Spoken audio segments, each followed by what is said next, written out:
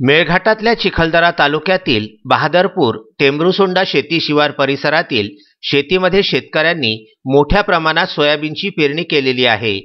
पेरणी करून 10 ते 15 दिवस होत नाही तर सोयाबीन शेतीवरच तपकिरी रंगाच्या केसाळ अळीने उभ्या पिकांवर हल्ला चढविलेला असून सोयाबीनचे एकही झाड सद्य परिस्थितीमध्ये शिल्लक दिसत नाही।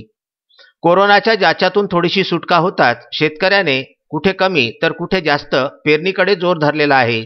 मान्सूनचे पाणी संपूर्ण महाराष्ट्रात कोसळले, त्यामुळे शेतकऱ्यांनी 10 जून पासून विविध पिके पेरायला सुरुवात केली होती। त्यातही यावर्षी सोयाबीनचे बियाणे दरवर्षीपेक्षा खूपच महाग दराने विकत घ्यावे लागले।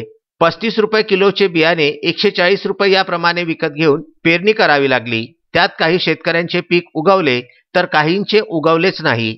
ज्यांचं उगवलं त्यांचं सोयाबीन पिकाला 15 दिवसही पूर्ण होत नाही तर त्यावर तपकिरी रंगाच्या केसाळ अळीने हल्ला केलेला असून संपूर्ण शेती उद्ध्वस्त झालेली आहे। त्यामुळे शेतकऱ्यांच्या चिंतेत अधिक भर पडलेली आहे। शेतकऱ्यांनी कृषी विभागाच्या अधिकाऱ्यांना बोलावून शेतीची पाहणी केली, परंतु त्यावर काही उपाययोजना करण्यापूर्वीच पीक हातातून गेल्याची चिन्हे दिसू लागली आहेत। कृषी विभागाने तात्काळ पंचनामा करून नुकसान भरपाई मिळावी अशी परिसरातील शेतकऱ्यांची मागणी आहे। सोयाबीनची पेरणी करायला साधारण 15 दिवसांचा अवधी झालेला असून 10व्या दिवसापासूनच तपकिरी केसाळ अळीचा प्रादुर्भाव पिकांवर जाणवू लागला होता।